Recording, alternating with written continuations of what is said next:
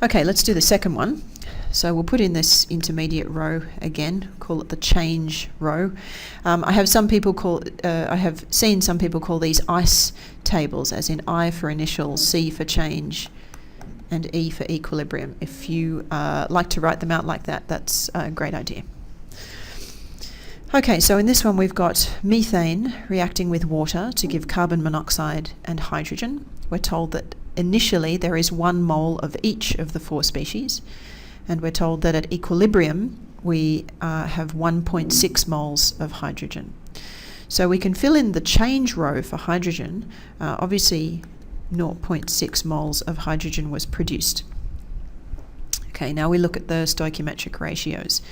You can see that hydrogen is 3, all of the other species are 1, so they're all a 1:3 ratio.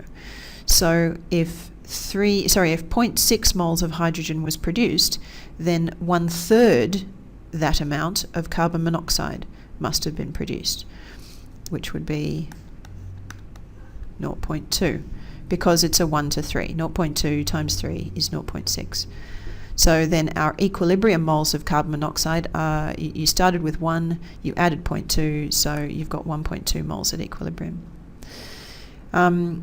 Similarly, for the water, it's 1:3 with the hydrogen, except that this is a reactant, so it's being used up.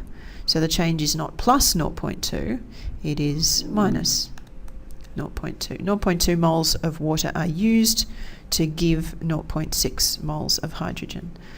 So we had 1, we used 0.2, so we're left with 0.8. And the same with the methane. We used 0.2, and we end up with 0.8.